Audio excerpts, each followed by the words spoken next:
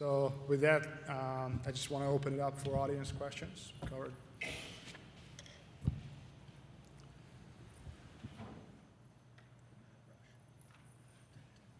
you could please introduce yourself. Sure. I'm Jim Gross. I'm with, I don't know who I'm with today. No, actually I do. I'm with the FSISAC, which is Information Sharing Collaboration with Financial Services. That's a big mouthful. Most recently, some of you know me from Wells Fargo.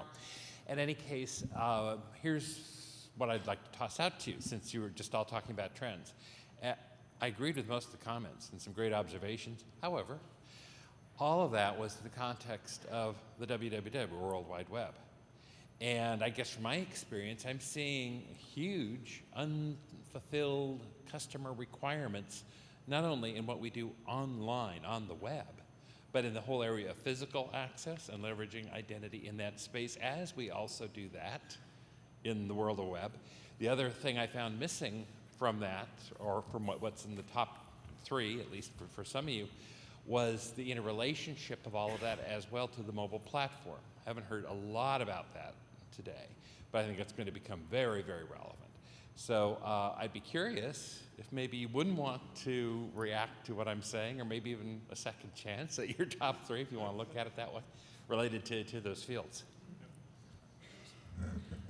I'll talk to one part about that, especially all these sort of non-traditional web browsing devices, whether it's a physical device in your house, a mobile phone. There's one Achilles heel for Federation, at least for a lot of us in the SaaS provider industry, which is we have a huge legacy of client applications, client devices that are just hard-coded to ask for your username and password and know nothing about all these protocols that we've developed here and are much harder to update.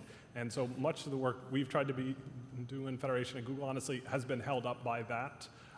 We've been doing a lot of work with technologies like OAuth to try to change the way these applications work, to no longer try to authenticate you on the device, but you authorize the device to do something. And we're making progress, but I'll admit it's been a big Achilles heel and one that's not solved yet.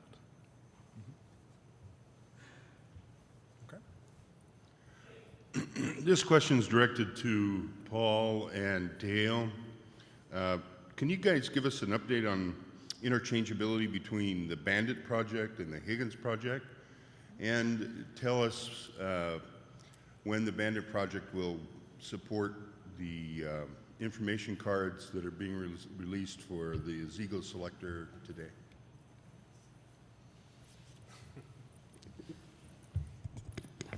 No, Craig, I don't want to answer that.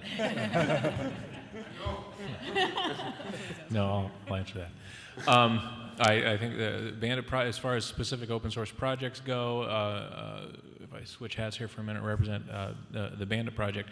The Bandit project is an open source identity project that layers more enterprise-focused code on top of the Higgins open source project, and we contribute quite a bit to that as well. I believe what Craig is specifically referring to is that there's a C++ implementation of a selector that runs on Windows, Mac, Linux that is actually a Higgins source code. The Bandit project via Novell puts a little brand on it called Digital Me. And I think there's some API we don't support yet, and it's in the bug list, and we'll get to it. But this place is moving fast. It's an open source project. We'll take contributions from anybody. Craig, how long has it been since you coded? Paul? Yeah, that's a good point. So Dale and the Bandit project have been great contributors, not just consuming Higgins, but contributing greatly into it, among others, Google, IBM, Oracle, others. So what I like to say in open source projects is, you've got a good idea, roll up your sleeves and do it.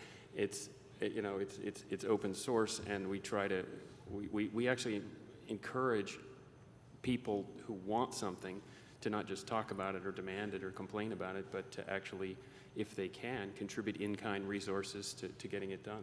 And that's how a lot of good stuff happens. Novell had a business reason for contributing, so they did. Other people. And I think the best open source projects are ones where people actually have a very vested personal interest in using and consuming what they're actually contributing. Gentlemen. So I was kind of interested by the way this panel went. ran for about 50 minutes, got 10 minutes for questions, and 45 of the minutes were all about identity. And then at the very end, you got to this idea of you solve a lot of problems by sharing authorizations, permissions, and you can do fine-grained delegation. Is that the trend that you see? Is that what's coming next? Yeah, if I could speak to that, because I think I mentioned some of those issues. Yeah, I think that is the trend, but we had to get the basic identity infrastructure there first before we can do some of these other things on top. We had to get to the point where you could have an identity provider separate from a relying party that can receive a token that says this user is authorized to do such and such, not this is Joe. Okay, because we've done the same kind of thing. My talk tomorrow is exactly on this subject without the need for federating identity, which is why I was puzzled by the emphasis on identity. If I can comment on top of that, I think there are still a lot of use cases for true federated identity. Along the way, we've been codifying a lot of the things that we just do in non-federated siloed identity. And there's use cases like Shibboleth, which are federated, and they're doing things like anonymous authorization, where you use sort of role-based access or attribute-based access, that sort of thing. I think in the open internet use case, and this is where I may be getting daggers from the eyes of other people on the panel, I'm not sure that true federated identity is really optimal. I'm becoming pretty convinced it's not the sweet spot, and the sweet spot is rather an OAuth-like approach that is about a person, an individual granting authorization, and now the next step is figuring out how that person gets a global view of what they've done. And that's some stuff that I'm working on that's slightly futuristic. What are you talking about? But I guess I'm going to do a slight plug here and just say if you're interested to talk more about that, I've been working on something called ProtectServe that I'd love to get your feedback on. And I agree with OAuth if OAuth had the ability to limit the rights I was granted. Okay. Yeah. Question in the back? Hi, I'm Lena Kanapan from Fusion Solutions. When you talk about future of identity, and I've heard quite a few times that the panelists talk about the accountability, interoperability, and trust. But I have some serious concerns about privacy when it comes to Google Health or access to mobile records in case consumers of these large providers. So what do the panelists think? How do we handle privacy going forward, adopting these open models? So I'll take a pass at that since it relates to the last two things. And actually, for those who don't know, I actually started the Google Health project years ago. That's how I got involved in OAuth, because we needed this types of delegation. And actually, the primary thing that took years to figure out was a balance between privacy and usability. The number of testing sessions I had to sit through with users trying to use our products where we gave them lots of fancy controls where they cursed at us. I mean, I do mean cursed. About how hard we made it for them, versus trying to design something that was, simpler to use, but at least provided some balances.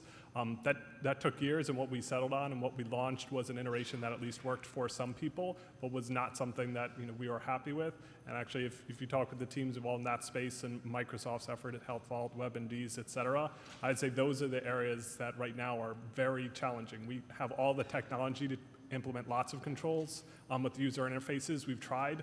They piss users off, I mean, very explicitly. And so trying to figure out, how we're going to put that control in users in a way that's actually useful and usable is a hard problem that we're only, I think, just starting to bite at.